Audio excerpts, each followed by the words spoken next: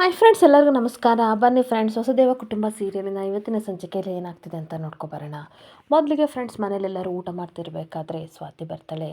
ಅಜ್ಜಿ ತಾತ ಏನಾದರೂ ಬಡಿಸೋಣ, ನಾನು ಬಡಿಸ್ತೀನಿ ಅಂತ ಅನ್ಬೇಕಾದ್ರೆ, ಬೇಡಮ್ಮ ನೀನು ಬಡಿಸ್ಬೇಡ, ನಮಗಾಗಿ ನೀನು ಯಾವ ಕೆಲಸನ ಮಾಡೋದು ಬೇಕಾಗಿಲ್ಲ ಅಂತ ಅಂದಾಗ, ಯಾಕಜ್ಜಿ ಈ ರೀತಿ ಮಾತಾಡ್ತಿದ್ದೀರಾ ಅಂತ ಕೇಳಬೇಕಾದ್ರೆ, ಡ್ರಾಮಾ ಮಾಡಬೇಡ ಸ್ವಾತಿ, ಏನಾಯಿತು ಅಂತ ನಿನಗೆ ತುಂಬ ಚೆನ್ನಾಗಿ ಗೊತ್ತು. ಪಶುಪತಿನ ಅರೆಸ್ಟ್ ಮಾಡ್ಸೋಕ್ಕೋಸ್ಕರ ನೀನು ಎಂಗೇಜ್ಮೆಂಟ್ನ ಏನಕ್ಕೆ ಮುರಿದೆ ಅಂತ ಅಜ್ಜಿ ಕೋಪದಿಂದ ಕೇಳ್ತಿರ್ಬೇಕಾದ್ರೆ, ಅದಕ್ಕೂ ಇದಕ್ಕೂ ಏನು ಸಂಬಂಧ ಇದೆ ಅಜ್ಜಿ, ನಾನು ಪಶುಪತಿನ ಅರೆಸ್ಟ್ ಮಾಡಿಸ್ಬೇಕಂತ ಅಂದ್ಕೊಂಡಿದ್ದೆ, ಆದರೆ ಎಂಗೇಜ್ಮೆಂಟ್ ಮುರಿಬೇಕನ್ನೋ ಉದ್ದೇಶ ನನಗಿರಲಿಲ್ಲ ಅಂತ ಹೇಳ್ತಾ ಇರ್ತಾಳೆ. ಹಾಗೆ ಸ್ಟೇಷನ್ಗೆ ಹೋದೆ, ಅವಾಗ ಮನೆ ಬಿಡಿಸ್ಕೊಂಡ್ರೆ ಒಳ್ಳೇದು ಅಂತ ಅನ್ನಿಸ್ತು, ಅದಕ್ಕೋಸ್ಕರ ಆ ರೀತಿ ಮಾಡಿದೆ ಅಂತ ಹೇಳ್ತಾ ಇದ್ರೆ, ದುರ್ಗಾ ಕೋಪ ಮಾಡ್ಕೊಬಿಟ್ಟು, ಇನ್ನು ಎಷ್ಟು ಅಂತ ಸುಳ್ಳು ಹೇಳ್ತೀಯ, ನಿನ್ನ ಸ್ವಾರ್ಥಕ್ಕೋಸ್ಕರ ಈ ರೀತಿ ನೀನು ಎಲ್ಲರನ್ನೂ ಯೂಸ್ ಮಾಡ್ಕೊಂಡಲ್ಲ, ನಾಚಿಕೆ ಆಗಲ್ವಾ ಅಂತ ಬೈತಾ ಇರ್ತಾಳೆ. ಹಾಗೆ ನಿನ್ನ ಹೆಸರನ್ನ ಸ್ವಾತಿ ಅಂತ ಇಡಬಾರ್ದಿತ್ತು, ಸ್ವಾರ್ಥಿ ಅಂತ ಇಡಬೇಕಿತ್ತು, ಸರಿಯಾಗಿ ಸ್ವಾರ್ಥ ಕೆಲಸ ಮಾಡಿದೀಯ ಅಂತ ಬೈತಿರ್ಬೇಕಾದ್ರೆ, ತಾತನು ಸಹ ನೀನು ನಾನು ಏನೋ ಅಂದ್ಕೊಂಡಿದ್ದೆ ಕಣಮ್ಮ, ಸಮಯ ಸಂದರ್ಭ ನೋಡಿಕೊಂಡು ನೀನು ಮಾತಾಡ್ತೀಯ ಅಂತ ಅಂದ್ಕೊಂಡ್ರೆ, ಒಳ್ಳೆ ಸಮಯ ಸಂದರ್ಭ ನೋಡಿಕೊಂಡೆ ಈ ರೀತಿ ನೀನು ಎಲ್ಲರನ್ನೂ ಯೂಸ್ ಮಾಡಿಕೊಂಡೆ, ನೀನು ಈ ಥರ ಕೆಲಸ ಮಾಡ್ತೀಯ ಅಂತ ಅಂದ್ಕೊಂಡಿರಲಿಲ್ಲ ಅಂತ ಅಂದಾಗ ಸ್ವಾತಿಗಂತೂ ಸಿಕ್ಕಾಬಟ್ಟೆ ಬೇಜಾರಾಗ್ತಾ ಇರುತ್ತೆ. ಹಾಗೆ ಇನ್ನೊಂದು ಕಡೆ ದುರ್ಗಾ ಕಣ್ಣೀರು ಹಾಕ್ಕೊಂಡು, ರಾಗಿಣಿ ಮನೆಗೆ ಮೊದಲನೇ ಸಲ ಬಂದಲ್ಲ, ಆವಾಗಲೇ ಇವಳು ಎಷ್ಟು ಗಲಾಟೆ ಮಾಡಿದ್ಲು, ಈ ಮನೆಗೆ ಸೊಸೆಯಾಗಿ ರಾಗಿಣಿ ಬರೋದು ಇಷ್ಟ ಇಲ್ಲ ಅಂತ ಹೇಳಿದ್ಲು, ಆವಾಗಲೇ ನಾವು ಅರ್ಥ ಮಾಡ್ಕೋಬೇಕಿತ್ತು. ಹಾಗೆ ಎಂಗೇಜ್ಮೆಂಟ್ಗೂ ಸಹ ಇವಳನ್ನ ಕರ್ಕೊಂಡು ಹೋಗ್ಬಾರ್ದಿತ್ತು, ನಮ್ಮ ಬೆನ್ನಿಗೆ ಇವಳು ಚೂರಿ ಹಾಕಿದ್ಲು ನೋಡಿ ಅಂತ ಕಣ್ಣೀರು ಹಾಕ್ತಾ ಇರ್ತಾಳೆ. ಈ ಮತ್ತೊಂದು ಕಡೆ ಅಜಯ್ ಸಹ ತುಂಬ ಬೇಜಾರು ಮಾಡಿಕೊಂಡು, ಅಲ್ಲ ಬಾಬಿ, ನಮಗೆ ಇಷ್ಟೊಂಥರ ನೋವು ಕೊಟ್ಟು ನೀವು ಮಾತ್ರ ನಿಮ್ಮ ಮನೆ ಸಿಕ್ತು ಅಂತ ಖುಷಿಯಾಗಿದ್ದೀರಲ್ವಾ, ಅಷ್ಟಕ್ಕೂ ನೀವು ಯಾವ ರೀತಿ ಖುಷಿಯಾಗಿರ್ತೀರ ಬಾಬಿ, ನೀವೊಂಥರ ವಿಚಿತ್ರದವರು, ಖಂಡಿತ ಖುಷಿಯಾಗಿರ್ತೀರ ಬಿಡಿ ಅಂತ ಅಂದಾಗ ಸ್ವಾತಿಗಂತೂ ಸಿಕ್ಕಾಬಟ್ಟೆ ಬೇಜಾರಾಗ್ತಾ ಇರುತ್ತೆ. ಹಾಗೆ ಅಜಯ್ ಬೇಜಾರು ಮಾಡಿಕೊಂಡು ನನಗೆ ಊಟ ಬೇಡ ಅಂತ ಎತ್ತೋದಾಗ, ಈ ಕಡೆ ದುರ್ಗಾ ಸ್ವಾತಿಗೆ ಕೈ ಮುಗಿತಾ ಇರ್ತಾಳೆ. ಇವಾಗ ನಿನಗೆ ಸಮಾಧಾನ ಆಯಿತು ಅಲ್ವಮ್ಮ, ಹಾಲು ಕುಡಿದಷ್ಟು ಸಮಾಧಾನ ಆಗಿದೆ ಅಂತ ಅಂದ್ಬಿಟ್ಟು ಅತ್ತೆ ಮಾವ ನನಗೂ ಊಟ ಬೇಡ ಅಂತ ಹೇಳಿ ಹೊರಟೋಗ್ತಿದ್ರೆ, ಅಜ್ಜಿ ತಾತನಿಗೆ ಸಿಕ್ಕಾಬಟ್ಟೆ ಬೇಜಾರಾಗ್ತಾ ಇರುತ್ತೆ. ಹಾಗೆ ವಂಶಿ ನೋಡ್ದ, ಮನೆಯಲ್ಲಿ ಒಂಚೂರು ಖುಷಿ ಅನ್ನೋದೇ ಇಲ್ಲ, ಎಲ್ಲರ ಮನಸ್ಸು ಎಷ್ಟು ಒಡೆದೋಗಿದೆ, ನನ್ನ ಮಾತು ಕೇಳಿದರೆ ಇದೆಲ್ಲ ಆಗ್ತಾ ಇತ್ತಾ, ನೋಡು ಯಾವ ರೀತಿ ಕೆಲಸ ಮಾಡಿದೆ ಅಂತ ಬೈತಾ ಇದ್ರೆ, ಅಜ್ಜಿ ಹೇಳ್ತಾ ಇರ್ತಾರೆ, ಏನು ಮಾಡೋಕ್ಕಾಗಲ್ಲ ಬಿಡು ವಂಶಿ, ಎಲ್ಲ ನಮ್ಮ ಹಣೆ ಬರ, ನಮ್ಮ ಕರ್ಮ, ನಾನೇನು ಅಂದ್ಕೊಂಡಿದ್ದೆ ಸ್ವಾತಿನ, ಅಲ್ಲ ಸ್ವಾತಿ, ಪಶುಪತಿ ಕೆಟ್ಟವನೇ ಇರ್ಬೋದು, ಹಾಗೆ ಅವನು ಕೆಟ್ಟ ಕೆಲಸ ಮಾಡಿರ್ಬೋದು, ಆದರೆ ನೀನು ಅವನ ಮಗಳ ಎಂಗೇಜ್ಮೆಂಟ್ ದಿನನೇ ಸೇಟ್ ತೀರಿಸ್ಕೋಬೇಕಿತ್ತ, ಇಂಥ ಕೆಲಸ ಮಾಡ್ತೀಯ ಅಂತ ಅಂದ್ಕೊಂಡಿರಲಿಲ್ಲ, ನಮ್ಮ ಸ್ವಾತಿ ಹಾಗೆ ನಮ್ಮ ಸ್ವಾತಿ ಹೀಗೆ ಅಂತ ಎಲ್ಲರ ಹತ್ರ ಕೊಚ್ಕೋತಾ ಇದ್ದೆ, ಇವಾಗ ನೋಡು ಯಾವ ರೀತಿ ಮಾಡಿದೆ, ತಲೆ ಬಗ್ಗಿಸಿ ನಡೆಯೋ ಹಾಗೆ ಮಾಡಿಬಿಟ್ಟೆ, ತಲೆ ಎತ್ಕೊಂಡು ನಡೆಯೋ ಪರಿಸ್ಥಿತಿನೇ ಬರುತ್ತೋ ಇಲ್ವೋ ಅಂತ ಬೇಜಾರಾಗ್ತಿದೆ ಅಂತ ಹೇಳ್ತಾ ಇರ್ತಾರೆ. ಹಾಗೆ ತಾತನೂ ಸಹ ಈ ವಿಷಯದ ಬಗ್ಗೆ ಎಷ್ಟು ಮಾತಾಡಿದ್ರು ಅಷ್ಟೇ, ನನ್ನ ರೂಮಿಗೆ ಟ್ಯಾಬ್ಲೆಟ್ ತಗೋಬಾ, ನಾನು ಹೋಗ್ತೀನಿ ಅಂತ ಅಂದಾಗ, ಸರಿ ರೀ ನನಗೂ ಹಸಿವಿಲ್ಲ ನಾನು ಬರ್ತೀನಿ ಅಂತ ಅಂದಾಗ, ಅಜ್ಜಿ ತಾತ ಪ್ಲೀಸ್ ಊಟ ಮಾಡಿ ಅಂತ ಹೇಳ್ತಾ ಇರ್ತಾಳೆ. ಹೊಟ್ಟೆ ತುಂಬಿದೆ ಕಣಮ್ಮ ನಿನ್ನ ಮಾತು ಕೇಳಿ, ನಮಗೆ ಊಟ ಬೇಡ ಅಂತ ಎದ್ದು ಹೋಗ್ತಾ ಇದ್ರೆ ವಂಶಿ ಸಿಕ್ಕಾಪಟ್ಟೆ ಕೋಪ ಮಾಡಿಕೊಂಡು, ಇವಾಗ ನಿನಗೆ ಸಮಾಧಾನ ಆಯಿತಾ, ಇವಾಗ ಸಮಾಧಾನ ಆಗಿರುತ್ತೆ ಬಿಡು, ನಮ್ಮ ತಾತನಿಗೆ ಮೊದಲು ಹೆಲ್ತ್ ಸರಿ ಇಲ್ಲ, ಏನಾದರೂ ಹೆಚ್ಚು ಕಮ್ಮಿ ಆಯಿತು ಅಂತ ಅಂದರೆ ನೀನು ಸುಮ್ಮನೆ ಬಿಡಲ್ಲ ಅಂತ ವಾರ್ ಮಾಡೋಗ್ತಿರ್ಬೇಕಾದ್ರೆ, ನೀವಾದರೂ ಊಟ ಮಾಡಿ ವಂಶಿಯವರೇ, ಪ್ಲೀಸ್ ಅರ್ಥ ಮಾಡ್ಕೊಳ್ಳಿ, ನನ್ನ ಮೇಲಿರೋ ಕೋಪನ ಊಟದ ಮೇಲೆ ತೋರಿಸ್ಬೇಡಿ ಅಂತ ಹೇಳ್ತಾ ಇದ್ರೆ, ಬೇಡಮ್ಮ ತಾಯಿ ಬೇಡ, ನೀನೇ ಹೊಟ್ಟೆ ತುಂಬ ಊಟ ಮಾಡ್ಕೊ ಅಂತ ಬೈಕೊಂಡು ಹೋಗ್ತಾ ಇರ್ತಾನೆ.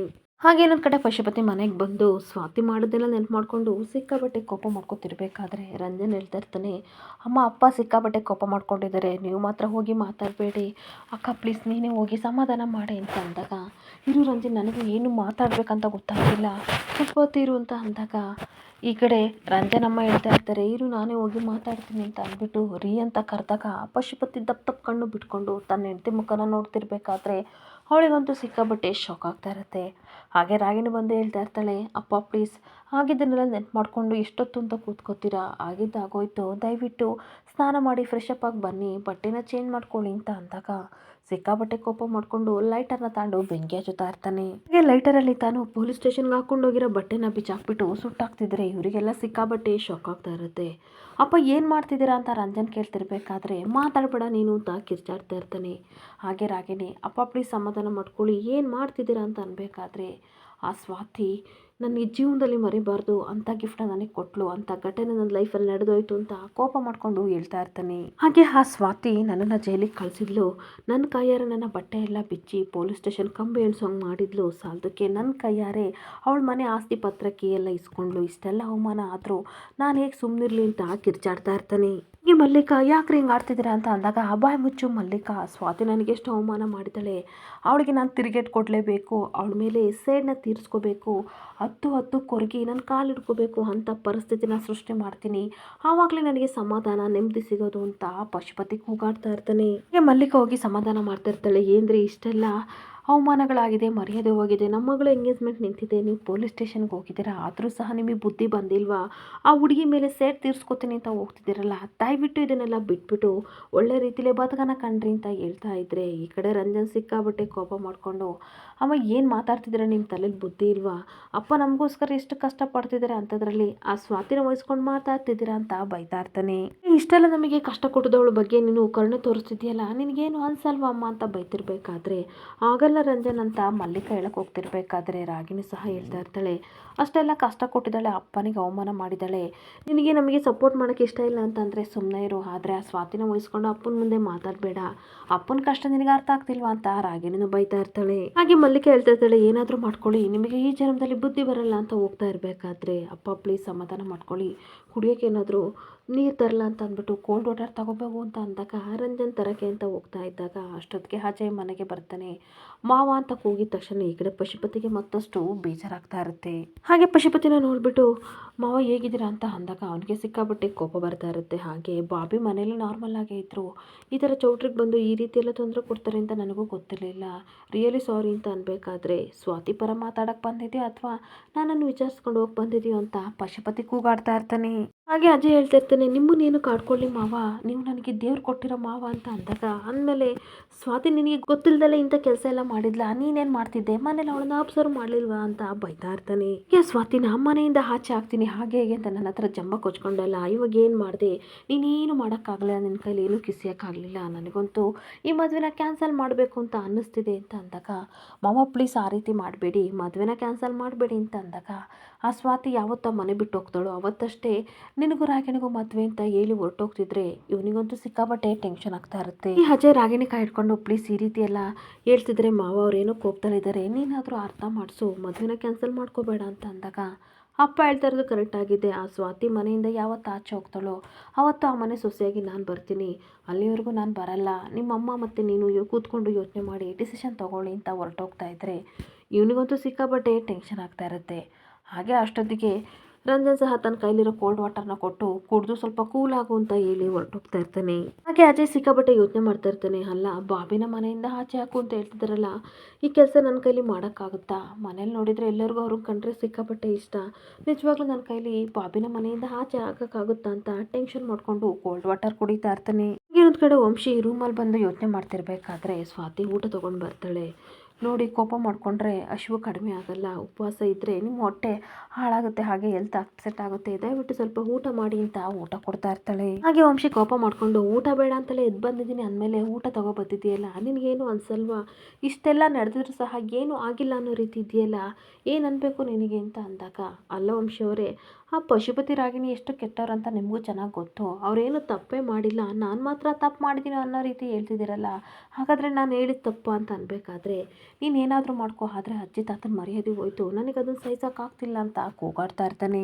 ಹಾಗೆ ಸ್ವಾತಿನೂ ಸಹ ಕೋಪ ಮಾಡಿಕೊಂಡು, ಅಲ್ಲ ವಂಶಿ ಅವರೇ, ಅವ್ರು ಎಷ್ಟು ಕೆಟ್ಟವ್ರು ಅಂತ ನಿಮಗೆ ತುಂಬ ಚೆನ್ನಾಗಿ ಗೊತ್ತು, ಒಂದು ಹುಡುಗಿ ಅಂತ ಅಂದಲೇ ನನ್ನನ್ನು ಕಿಡ್ನಾಪ್ ಮಾಡಿದ್ರು, ನನಗೆಷ್ಟು ಭಯ ಆಗಿತ್ತು, ಅಂಥವಳನ್ನ ಈ ಮನೆ ಸೊಸೆಯಾಗಿ ತರ್ತೀನಿ ಅಂತ ಅಂತಿದ್ದೀರಲ್ಲ, ಅವಳು ತಂದರೆ ಎಷ್ಟು ಪ್ರಾಬ್ಲಮ್ ಕೊಡ್ತಾಳೆ ಅಂತ ನಿಮಗೆ ತುಂಬ ಚೆನ್ನಾಗಿ ಗೊತ್ತು, ಅಜಯ್ ಅವ್ರನ್ನ ತುಂಬ ಚೆನ್ನಾಗಿ ನೋಡ್ಕೋತಾಳೆ ಅಂತ ನೀವು ಅನ್ಕೋತಿದ್ರಾ, ನಿಜವಾಗ್ಲೂ ಕೆಟ್ಟದ್ದು ಮಾಡೋಳು ಅಂತ ಅಂದಾಗ, ಅವಳು ಎಂಥವಳು ಅಂತ ನನಗೂ ತುಂಬ ಚೆನ್ನಾಗಿ ಗೊತ್ತು, ಆದರೆ ಈ ಪರಿಸ್ಥಿತಿಯಲ್ಲಿ ನೀನು ಈ ಥರ ನಾಟಕ ಮಾಡೋದಿದ್ದು ತಪ್ಪು ಅಂತ ನನಗೆ ಅನಿಸ್ತಿದೆ ಅಂತ ಹೇಳ್ತಾ ಇರ್ತಾನೆ. ಹಾಗೆ ಸ್ವಾತಿನ ಕೋಪ ಮಾಡಿಕೊಂಡು, ಏನು ಹೇಳ್ತಿದ್ದೀರಾ ವಂಶಿ ಅವರೇ, ಹಾಗಾದರೆ ನಮಗೇನಾದರೂ ತೊಂದರೆ ಆದರೆ ಪರವಾಗಿಲ್ಲ, ಅವಳು ಮಾತ್ರ ಮದುವೆಯಾಗಿ ಬರಬೇಕಿತ್ತ ಅಂತ ಅಂದಾಗ, ಹೌದು ಕಣೆ ಅವಳು ಬರಬೇಕಿತ್ತು, ಮದುವೆ ಆಗೋ ತನಕ ಡ್ರಾಮಾನ ಮುಂದುವರಿಸ್ಬೇಕಿತ್ತು, ಆಮೇಲೆ ಅವಳು ಬಂದ್ರೆಷ್ಟು ಬಿಟ್ಟರೆಷ್ಟು ಅಂತ ಕೂಗಾಡ್ತಾ ಇರ್ತಾನೆ. ಹಾಗೆ ಸುಮ್ಮನೆ ಇರು ಅಂತಂದರೆ ಎಷ್ಟು ಡ್ರಾಮಾ ಮಾಡಿದೆ ಅಲ್ವಾ ನೀನು, ಪಶುಪತಿ ಮೇಲೆ ಕಂಪ್ಲೇಂಟ್ ಕೊಟ್ಟೆ, ಅವನನ್ನು ಅರೆಸ್ಟ್ ಮಾಡ್ಕೊಂಡು ಹೋದ್ರು, ಹಾಗೆ ಎಲ್ಲ ಮನೆ ಒಳ್ಳೆತನಕ್ಕೆ ಅಂತ ನಾಟಕ ಮಾಡಿದೆ, ಅಲ್ಲಿಗೆ ಹೋದರೆ ನಮ್ಮ ಮನೆ ಆಸ್ತಿ ಪೇಪರ್ ಕೊಟ್ಟರಷ್ಟೇ ಪಶುಪತಿನ ಕಂಪ್ಲೇಂಟ್ ವಾಪಸ್ ತಗೊಳ್ಳೋದು ಅಂತ ಹೇಳಿದೆ, ನೋಡು ಎಷ್ಟೊಂದು ಥರ ಡ್ರಾಮಾ ಮಾಡಿದೆ ಅಂತ ಕೋಪ ಮಾಡ್ಕೊಂಡು ಬೈತಾ ಇರ್ತಾನೆ. ಹಾಗೆ ನನ್ನ ಮೇಲೆ ಸ್ವಲ್ಪ ನಂಬಿಕೆ ಇಲ್ಲ ಅಲ್ವಾ, ಇಷ್ಟು ದಿನ ಹಾಗಾದರೆ ಸುಮ್ಮನೆ ನನ್ನ ಜೊತೆ ಇದ್ದಿದ್ದು ನೀನು, ನಂಬಿಕೆ ಇಲ್ಲದಕ್ಕೆ ಅಲ್ವಾ ಈ ರೀತಿ ಕಂಪ್ಲೇಂಟ್ ಕೊಟ್ಟಿದ್ದು ಅಂತ ಅಂದಾಗ, ನಿಮ್ಮ ಮೇಲೆ ನಂಬಿಕೆ ಇಲ್ಲ ಅಂತ ಅಲ್ಲ ವಂಶಿ ಅವರೇ, ಆ ಪಶುಪತಿ ರಾಗಿಣಿ ಅಂತ ಕೆಟ್ಟವ್ರಲ್ವಾ, ಅದಕ್ಕೋಸ್ಕರ ಕೆಲಸ ಮಾಡಿದೆ ಅಂತ ಹೇಳ್ತಾ ಇರ್ತಾಳೆ. ಹಾಗೆ ಆ ಪಶುಪತಿ ಧರ್ಮಾಧಿಕಾರಿ ಪಟ್ಟಣ ಕಿತ್ಕೊಂಡ, ದುಡ್ಡು ಕಿತ್ಕೊಂಡ, ಮನೆ ಮಠ ಏನೂ ಕೊಡಲಿಲ್ಲ. ಎಷ್ಟು ನಮ್ಮ ಮರ್ಯಾದೆ ಕಳೆದ. ನಾನು ಯಾವ ರೀತಿ ಕಣ್ಣೀರು ಹಾಕ್ತೆ ನೀವು ನೋಡಿದ್ರಲ್ವಾ ಅಂತ ಅಂದಾಗ ಅದೆಲ್ಲ ಸರಿ, ಅವ್ನು ಕೆಟ್ಟವನಂತ ಎಲ್ಲರಿಗೂ ಗೊತ್ತು. ಆದರೆ ನೀನು ನಿಮ್ಮ ಮನೆ ಬಿಡಿಸ್ಕೊಳ್ಳೋಕ್ಕೋಸ್ಕರ ಇಂಥ ಸ್ವಾರ್ಥದ ಕೆಲಸ ಮಾಡಿದೆಯಲ್ಲ. ನಿಮ್ಮನೆ ಬಿಡಿಸ್ಕೊಳ್ಳೋಕ್ಕೋಸ್ಕರ ನಮಗೆಲ್ಲ ಒಳ್ಳೇದಾಗುತ್ತೆ ಅಂತ ಸುಳ್ಳು ಹೇಳ್ದಲ್ಲ, ಆ ಮಾತನ್ನು ನೀನು ವಾಪಸ್ ತಗೋ ಅಂತ ವಂಶಿ ಕೂಗಾಡ್ತಾ ಇರ್ತಾನೆ. ಈ ಸ್ವಾತಿ ಹೇಳ್ತಾ ಇರ್ತಾಳೆ, ನೋಡಿ ಕಂಪ್ಲೇಂಟ್ ತಗೋಬೇಕಂತ ಹೋದೆ, ಆವಾಗ ನಮ್ಮ ಮನೆ ಕೇಳೋಣ, ಹೇಗಿದ್ರು ಕಂಪ್ಲೇಂಟ್ ವಾಪಸ್ ತಗೋತೀನಲ್ಲ ಅಂತ ಕೇಳಿದೆ. ಅಷ್ಟಕ್ಕೂ ನಮ್ಮನೆ ತಾನೇ ಅವನು ವಾಪಸ್ ಕೊಟ್ಟಿದ್ದು, ಇವಾಗ ಮನೆಯೂ ಸಿಕ್ಕಾಯಿತು, ಅವನು ಅರೆಸ್ಟ್ ಆಗಿದ್ದನು, ಮನೆಗೂ ಬಂದ, ಇದರಲ್ಲೇನು ತಪ್ಪಿದೆ ಅಂತ ಅಂದಾಗ ಮುಚ್ಚು ಬಾಯಿನ, ನಿನ್ನ ಸ್ವಾರ್ಥಕ್ಕೋಸ್ಕರ ಈ ರೀತಿ ಯೂಸ್ ಮಾಡಿಕೊಂಡೆ. ಅಜ್ಜಿ ತಾತನ ಚೆನ್ನಾಗಿ ನೋಡ್ಕೋತಿದ್ದೀಯಾ, ಹಾಗೆ ಈ ಮದುವೆ ಕಾರ್ಯ ಎಲ್ಲ ಚೆನ್ನಾಗಿ ನೋಡ್ಕೋತಿದ್ದೀಯಾ ಅಂತ ಸ್ವಲ್ಪ ಸಾಫ್ಟ್ ಕಾರ್ನರ್ ಇತ್ತು. ಆದರೆ ಇವಾಗ ಅದೆಲ್ಲ ಹೋಯ್ತು. ಹುಡುಗಿರ ವಿಚಾರದಲ್ಲಿ ಎಲ್ಲ ಹುಡುಗಿರು ಒಂದೇ ಥರ ಅನ್ನೋದನ್ನು ನೀನು ಮತ್ತೆ ಪ್ರೂವ್ ಮಾಡಿದೆ, ನಿನ್ನ ಮೇಲೆ ನಂಬಿಕೆನೇ ಇಲ್ಲ ಅಂತ ಕೂಗಾಡ್ತಾ ಇರ್ತಾನೆ. ಹಾಗೆ ಸ್ವಾತಿ ಕಣ್ಣೀರು ಹಾಕ್ಕೊಂಡು, ನನ್ನಿಂದ ನಿಮಗಿಷ್ಟು ನೋವಾಗಿದೆಯಾ, ಹಾಗಾದರೆ ನಾನೇ ಮನೆ ಬಿಟ್ಟು ಹೋಗ್ತೀನಿ ಅಂತ ಅಂದಾಗ ಈಗೊಂದು ಡ್ರಾಮಾ ಶುರು ಮಾಡಿಬಿಟ್ಲು. ನನ್ನನ್ನು ಎದುರಿಸ್ತಾ ಇದೆಯಾ, ಮನೆ ಬಿಟ್ಟು ಹೋಗೋರು ಯಾರು ಹೋಗ್ತೀನಿ ಅಂತ ಹೇಳಲ್ಲ ಅಂತ ಅಂದಾಗ, ಇಲ್ಲ ನಿಜವಾಗ್ಲೂ ಹೋಗ್ತಾ ಇದ್ದೀನಿ, ಅಜ್ಜಿ ತಾತ ಕೇಳಿದರೆ ನಿಮಗೆ ಮುಖ ತೋರ್ಸೋಕ್ಕಾಗಲಿಲ್ಲ ಅದಕ್ಕೆ ಓದ್ಲು ಅಂತ ಹೇಳ್ಬಿಡಿ, ದಯವಿಟ್ಟು ನಾನು ಮಾಡಿ ತಪ್ಪು ಅಂತ ಅನಿಸಿದರೆ ನಾನು ಇವಾಗಲೇ ಮನೆ ಬಿಟ್ಟು ಹೋಗ್ತೀನಿ ಅಂತ ಅಂದಾಗ, ಇಂಥ ಮಾತಾಡೋಕ್ಕೆ ಹೆಂಗೆ ಕಮ್ಮಿ ಇಲ್ಲ, ಇದೊಂದು ಡ್ರಾಮಾ ಕ್ರಿಯೇಟ್ ಮಾಡಿದ್ಲು ಅಂತ ಬೈಕೊಂಡು ಹೋಗ್ತಾ ಇದ್ರೆ ಸ್ವಾತಿ ಮಾತ್ರ ಕಣ್ಣೀರು ಹಾಕ್ಕೊಂಡು ನಿಂತ್ಕೊಬಿಡ್ತಾಳೆ. ಇನ್ನೊಂದು ಕಡೆ ಪದ್ಮ ತನ್ನ ಗಂಡ ವಸುದೇವ ಫೋಟೋ ಹತ್ರ ಬಂದು ಕೈ ಮುಗಿದು ಕಣ್ಣೀರು ಹಾಕ್ತಾ ಇರ್ತಾಳೆ. ಆ ಪಶುಪತಿ ಎಂಥ ಕೆಟ್ಟ ಕೆಲಸ ಮಾಡಿದ್ದೇನೆ ನಿಮಗೆ ಗೊತ್ತು, ನಮ್ಮ ಮನೆ ಮಠ ಎಲ್ಲ ಕಿತ್ಕೊಂಡ, ನನ್ನ ಮಗಳು ಧರ್ಮಾಧಿಕಾರಿ ಪಟ್ಟನು ಕಿತ್ಕೊಂಡ, ತುಂಬ ನೋವಾಗಿತ್ತು ಕಣ್ರಿ. ಆದರೆ ಮತ್ತೆ ಜೀವನದಲ್ಲಿ ಮನೆ ಸಿಗಲ್ಲ ಅಂತ ಅಂದ್ಕೊಂಡಿದ್ದೆ, ಆದರೆ ನಮ್ಮ ಸ್ವಾತಿ ಅದನ್ನು ಬಿಡ್ದಲೇ ಇವತ್ತು ಮನೆ ಪತ್ರನ ನಮಗೆ ತಂದುಕೊಟ್ಟಿದ್ದಾಳೆ. ಆದರೆ ನನಗೆ ನಿಜವಾಗ್ಲೂ ಖುಷಿ ಆಗ್ತಿಲ್ಲ, ಏನೋ ಕುತಂತ್ರ ಮಾಡಿ ಅವಳು ತಂದಿದ್ದಾಳೆ ಅಂತ ಭಯ ಆಗ್ತಿದೆ. ಅವಳು ಮಾಡಿದ್ದು ಸರಿನಾ ತಪ್ಪ ನೀವೇ ಹೇಳೂರಿ ಅಂತ ಅನ್ಬೇಕಾದ್ರೆ ಅಷ್ಟೊತ್ತಿಗೆ ಅಜ್ಜಿ ಬರ್ತಾರೆ. ನಿಜವಾಗ್ಲೂ ಸ್ವಾತಿ ಮಾಡಿದ್ದು ಸರಿಯಾಗಿದೆ ಪದ್ಮ, ಯಾಕೆ ನಿನಗೆ ಅರ್ಥ ಆಗ್ತಿಲ್ವಾ? ಮೋಸ ಮಾಡಿದವ್ರಿಗೊಂದು ಕಾಲ ಆದರೆ ಮೋಸ ಹೋದವ್ರಿಗೊಂದು ಕಾಲ ಇರುತ್ತೆ ಪದ್ಮ. ಏನು ಗೊತ್ತಾ, ಅವಳೇನು ಯಾರು ತಲೆ ಹೊಡೆದೇನೋ ನಮ್ಮ ಮನೆಯಿಂದ ಬಿಡಿಸ್ಕೊಟ್ಟಿಲ್ಲ, ಮೋಸದಿಂದ ಮಾತಾಡಿ ತಂದು ಕೊಟ್ಟಿದ್ದಾಳೆ ಅಷ್ಟೇ. ಆ ಕೃಷ್ಣನೇ ಹೇಳಿಲ್ವಾ ಮೋಸ ಮಾಡಿದವ್ರಿಗೆ ನಾವು ಸರಿಯಾದ ಪಾಠ ಕಲಿಸ್ಬೇಕು ಅಂತ, ಅಂದಮೇಲೆ ನೀನೇ ಯೋಚನೆ ಮಾಡ್ತೀಯಾ ಅಂತ ಹೇಳ್ತಾ ಇರ್ತಾಳೆ. ನೀನು ಯೋಚನೆ ಮಾಡ್ತಿರೋ ರೀತಿ ತಪ್ಪಾಗಿದೆ ಪದ್ಮ ಅಂತ ಅಂದಾಗ, ಇಲ್ಲ ಅತ್ತೆ ನಾನು ಕರೆಕ್ಟಾಗಿ ಯೋಚನೆ ಮಾಡ್ತಿದ್ದೀನಿ, ನಮ್ಮ ಸ್ವಾತಿಗೆ ತನ್ನದೇ ಆದ ಸಂಸಾರ ಇದೆ, ನಮ್ಮ ಗಲಾಟೆ ನೋಡಿ ಅವಳು ಅವ್ರ ಸಂಸಾರಕ್ಕೆ ತೊಂದರೆ ಮಾಡ್ಕೋಬಾರ್ದಲ್ವಾ, ನಮ್ಮ ಮನೆಯಿಂದ ಅವಳಿಗೇನು ತೊಂದರೆ ಆಗಬಾರ್ದು ಅಂತ ಕಣ್ಣೀರಾಗ್ತಾ ಇರ್ತಾಳೆ. ಈ ರಾಗಿನ ಎಂಗೇಜ್ಮೆಂಟ್ ನಿಲ್ಲಿಸಿ ಅವಳು ಮನೇನ ಬಿಡಿಸ್ಕೊಂಡಿದ್ದಾಳೆ ಅಂತ ಗೊತ್ತಾದರೆ ಅವ್ರ ಮನೆಯವರೆಲ್ಲ ಸುಮ್ಮನೆ ಬಿಡ್ತಾರಾ ಅಂತ ಅಂದಾಗ, ಪಶುಪತಿ ಬಗ್ಗೆ ಅವರಿಗೆಲ್ಲ ತುಂಬ ಚೆನ್ನಾಗಿ ಗೊತ್ತು, ಖಂಡಿತ ಅವಳನ್ನ ಕ್ಷಮಿಸ್ತಾರೆ, ನೀನು ತಲೆ ಕೆಡಿಸ್ಕೋಬೇಡ, ಸುಮ್ಮನೆ ಇರು, ಎಲ್ಲ ಒಳ್ಳೇದಾಗುತ್ತೆ ಅಂತ ಹೇಳ್ತಾ ಇರ್ತಾರೆ. ಇನ್ನೊಂದು ಕಡೆ ಬೆಳಗ್ಗೆ ಎದ್ದ ತಕ್ಷಣ ರೂಮಿಗೆ ಬಂದು ನೋಡಿದರೆ ಅಲ್ಲಿ ಸ್ವಾತಿ ಇರಲ್ಲ. ಎಲ್ಲೋದ್ಲಿ ಇವಳು ಅಂತ ವಂಶಿ ಯೋಚನೆ ಮಾಡ್ತಾ ಇರ್ತಾನೆ. ಎಲ್ಲಾದರೂ ಹೋಗಲಿ, ನನಗೇನು ಈ ಹುಡುಗಿರನ್ನ ನಂಬಾರ್ದು ಅಂತ ತನ್ನ ಪಾಡಿ ತಾನು ಸುಮ್ಮನೆ ಹೊರಗಡೆ ಬರ್ತಾ ಇರ್ತಾನೆ. ಆದರೆ ಸ್ವಾತಿ ಲೆಟರ್ನ ಬರೆದಿಟ್ಟು ಮನೆಯಿಂದ ಕಾಣೆ ಆಗಿರ್ತಾಳೆ. ಇನ್ನೊಂದು ಕಡೆ ಅಜ್ಜಿ ತಾತ ಬೇಜಾರಾಗಿ ಕೂತಿರ್ಬೇಕಾದ್ರೆ ಅವ್ರ ಹತ್ರ ವಂಶಿ ಬರ್ತಾನೆ.